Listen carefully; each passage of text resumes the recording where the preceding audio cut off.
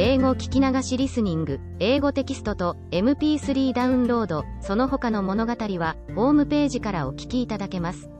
88thpp.com 88thpp.com Chapter 6. Several contrivances of the author to please the king and queen. He shows his skill in music. The king inquires into the state of England, which the author relates to him. The king's observations thereon. I used to attend the king's levee once or twice a week, and had often seen him under the barber's hand, which indeed was at first very terrible to behold, for the razor was almost twice as long as an ordinary scythe. His Majesty, according to the custom of the country, was only shaved twice a week. I once prevailed on the barber to give me some of the suds or lather, out of which I picked 40 or 50 of the strongest stumps of hair. I then took a piece of fine wood, and cut it like the back of a comb, making several holes in it at equal distances with as small a needle as I could get from Glumdalclitch. I fixed in the stumps so artificially, scraping and sloping them with my knife toward the points, that I made a very tolerable comb, which was a seasonable supply, my own being so much broken in the teeth, that it was almost useless, neither did I know any artist in that country so nice and exact, as would undertake to make me another.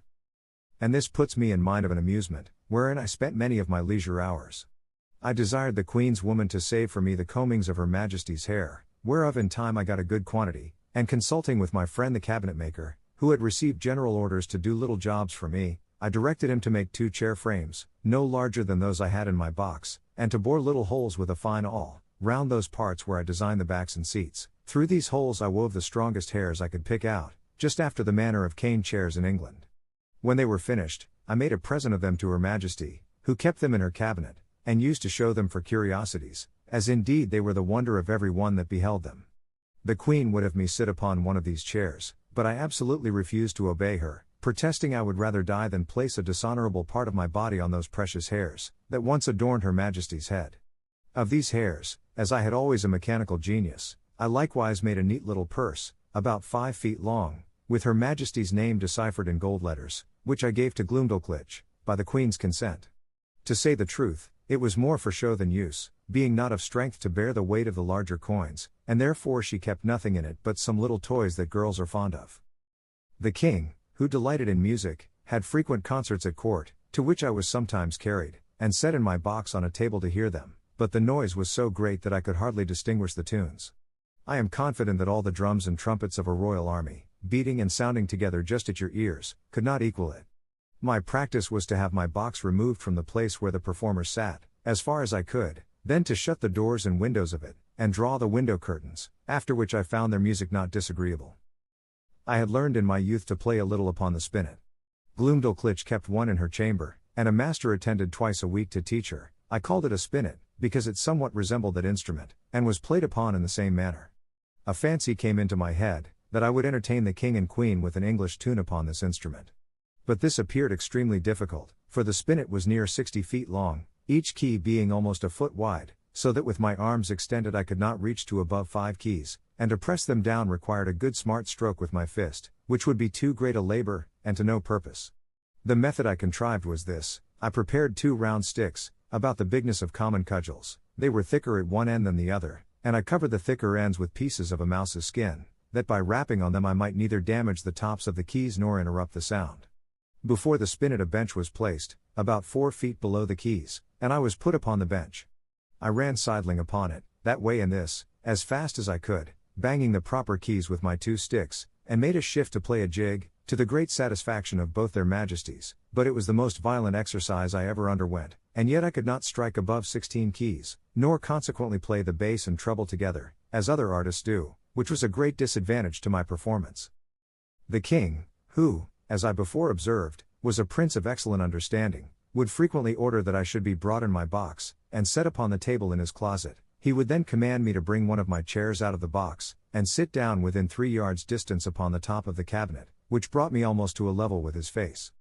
In this manner I had several conversations with him. I one day took the freedom to tell His Majesty, that the contempt he discovered towards Europe, and the rest of the world, did not seem answerable to those excellent qualities of mind that he was master of. That reason did not extend itself with the bulk of the body. On the contrary, we observed in our country, that the tallest persons were usually the least provided with it, that among other animals, bees and ants had the reputation of more industry, art, and sagacity than many of the larger kinds, and that, as inconsiderable as he took me to be, I hoped I might live to do His Majesty some signal service. The king heard me with attention, and began to conceive a much better opinion of me than he had ever before. He desired I would give him as exact an account of the government of England as I possibly could, because, as fond as princes commonly are of their own customs, for so he conjectured of other monarchs, by my former discourses, he should be glad to hear of anything that might deserve imitation. Imagine with thyself, courteous reader, how often I then wished for the tongue of Demosthenes or Cicero, that might have enabled me to celebrate the praise of my own dear native country in a style equal to its merits and felicity. I began my discourse by informing His Majesty, that our dominions consisted of 2 islands, which composed 3 mighty kingdoms, under one sovereign, beside our plantations in America. I dwelt long upon the fertility of our soil, and the temperature of our climate. I then spoke at large upon the constitution of an English Parliament, partly made up of an illustrious body called the House of Peers, persons of the noblest blood, and of the most ancient and ample patrimonies. I described that extraordinary care always taken of their education in arts and arms, to qualify them for being counsellors both to the king and kingdom, to have a share in the legislature, to be members of the highest court of judicature, whence there can be no appeal, and to be champions always ready for the defense of their prince and country, by their valor, conduct, and fidelity. That these were the ornament and bulwark of the kingdom, worthy followers of their most renowned ancestors, whose honor had been the reward of their virtue, from which their posterity were never once known to degenerate. To these were joined several holy persons, as part of that assembly, under the title of bishops, whose peculiar business is to take care of religion, and of those who instruct the people therein. These were searched and sought out through the whole nation, by the prince and his wisest counselors, among such of the priesthood as were most deservedly distinguished by the sanctity of their lives, and the depth of their erudition, who were indeed the spiritual fathers of the clergy and the people. That the other part of the Parliament consisted of an assembly called the House of Commons, who were all principal gentlemen, freely picked and culled out by the people themselves, for their great abilities and love of their country, to represent the wisdom of the whole nation. And that these 2 bodies made up the most august assembly in Europe, to whom, in conjunction with the prince, the whole legislature is committed. I then descended to the courts of justice, over which the judges, those venerable sages and interpreters of the law, presided, for determining the disputed rights and properties of men, as well as for the punishment of vice and protection of innocence. I mentioned the prudent management of our treasury, the valor and achievements of our forces, by sea and land. I computed the number of our people, by reckoning how many millions there might be of each religious sect, or political party among us. I did not omit even our sports and pastimes, or any other particular which I thought might redound to the honor of my country. And I finished all with a brief historical account of affairs and events in England for about 100 years past. This conversation was not ended under 5 audiences, each of several hours, and the king heard the whole with great attention, frequently taking notes of what I spoke, as well as memorandums of what questions he intended to ask me. When I had put an end to these long discourses, His Majesty, in a 6th audience, consulting his notes, proposed many doubts, queries, and objections, upon every article. He asked, what methods were used to cultivate the minds and bodies of our young nobility, and in what kind of business they commonly spent the first and teachable parts of their lives. What course was taken to supply that assembly, when any noble family became extinct? What qualifications were necessary in those who are to be created new lords, whether the humor of the prince, a sum of money to a court lady, or a design of strengthening a party opposite to the public interest, ever happened to be the motive in those advancements? What share of knowledge these lords had in the laws of their country, and how they came by it, so as to enable them to decide the properties of their fellow subjects in the last resort? Whether they were always so free from avarice, partialities, or want, that a bribe, or some other sinister view, could have no place among them? Whether those holy lords I spoke of were always promoted to that rank upon account of their knowledge in religious matters, and the sanctity of their lives, had never been compliers with the times, while they were common priests, or slavish prostitute chaplains to some noblemen, whose opinions they continued servilely to follow, after they were admitted into that assembly. He then desired to know, what arts were practiced in electing those whom I called commoners, whether a stranger, with a strong purse, might not influence the vulgar voters to choose him before their own landlord, or the most considerable gentleman in the neighborhood. How it came to pass, that people were so violently bent upon getting into this assembly, which I allowed to be a great trouble and expense, often to the ruin of their families, without any salary or pension. Because this appeared such an exalted strain of virtue and public spirit, that His Majesty seemed to doubt it might possibly not be always sincere. And he desired to know, whether such zealous gentlemen could have any views of refunding themselves for the charges and trouble they were at by sacrificing the public good to the designs of a weak and vicious prince, in conjunction with a corrupted ministry? He multiplied his questions, and sifted me thoroughly upon every part of his head, proposing numberless inquiries and objections, which I think it not prudent or convenient to repeat. Upon what I said in relation to our courts of justice, His Majesty desired to be satisfied in several points, and this I was the better able to do, having been formerly almost ruined by a long suit in Chancery, which was decreed for me with costs. He asked, what time was usually spent in determining between right and wrong, and what degree of expense? Whether advocates and orators had liberty to plead in causes manifestly known to be unjust, vexatious, or oppressive? Whether party, in religion or politics, were observed to be of any weight in the scale of justice? Whether those pleading orators were persons educated in the general knowledge of equity, or only in provincial, national, and other local customs? Whether they or their judges had any part in penning those laws, which they assumed the liberty of interpreting, and glossing upon at their pleasure? Whether they had ever, at different times, pleaded for and against the same cause, and cited precedents to prove contrary opinions? Whether they were a rich or a poor corporation? Whether they received any pecuniary reward for pleading, or delivering their opinions? And particularly, whether they were ever admitted as members in the lower Senate?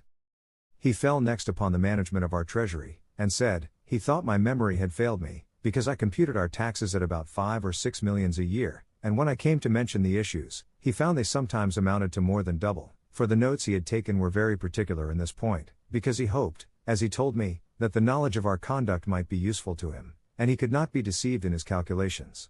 But, if what I told him were true, he was still at a loss how a kingdom could run out of its estate, like a private person. He asked me, who were our creditors, and where we found money to pay them. He wondered to hear me talk of such chargeable and expensive wars, that certainly we must be a quarrelsome people, or live among very bad neighbors, and that our generals must needs be richer than our kings.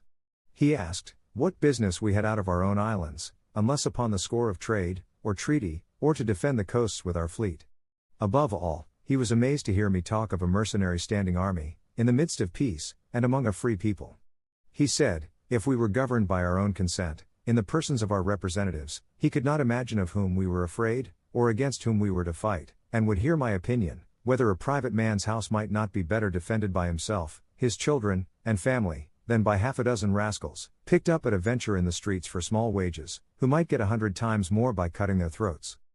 He laughed at my odd kind of arithmetic, as he was pleased to call it, in reckoning the numbers of our people, by a computation drawn from the several sects among us, in religion and politics. He said, he knew no reason why those, who entertain opinions prejudicial to the public, should be obliged to change, or should not be obliged to conceal them. And as it was tyranny in any government to require the first, so it was weakness not to enforce the second, for a man may be allowed to keep poisons in his closet, but not to vend them about for cordials.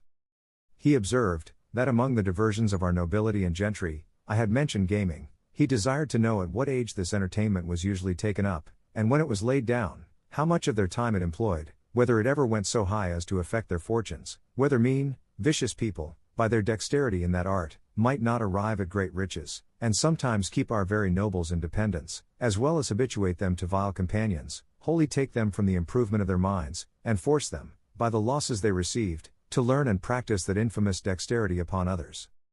He was perfectly astonished with the historical account I gave him of our affairs during the last century, protesting it was only a heap of conspiracies, rebellions, murders, massacres, revolutions, banishments, the very worst effects that avarice, faction, hypocrisy, perfidiousness, cruelty, rage, madness, hatred, envy, lust, malice, and ambition, could produce. His Majesty, in another audience, was at the pains to recapitulate the sum of all I had spoken, compared the questions he made with the answers I had given, then taking me into his hands, and stroking me gently, delivered himself in these words, which I shall never forget, nor the manner he spoke them in. My little friend Grildrig, you have made a most admirable panegyric upon your country. You have clearly proved, that ignorance, idleness, and vice, are the proper ingredients for qualifying a legislator, that laws are best explained, interpreted, and applied, by those whose interest and abilities lie in perverting, confounding, and eluding them. I observe among you some lines of an institution, which, in its original, might have been tolerable, but these half erased, and the rest wholly blurred and blotted by corruptions. It does not appear, from all you have said, how any one perfection is required toward the procurement of any one station among you, much less, That men are ennobled on account of their virtue, that priests are advanced for their piety or learning, soldiers, for their conduct or valor, judges, for their integrity, senators, for the love of their country, or counselors for their wisdom. As for yourself, continued the king, who have spent the greatest part of your life in traveling, I am well disposed to hope you may hitherto have escaped many vices of your country. But by what I have gathered from your own relation, and the answers I have with much pains wrung and extorted from you, I cannot but conclude the bulk of your natives to be the most pernicious race of little odious vermin that nature ever suffered to crawl upon the surface of the earth.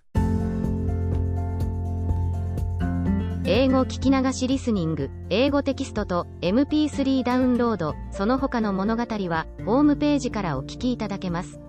88thpp.com 88thpp.com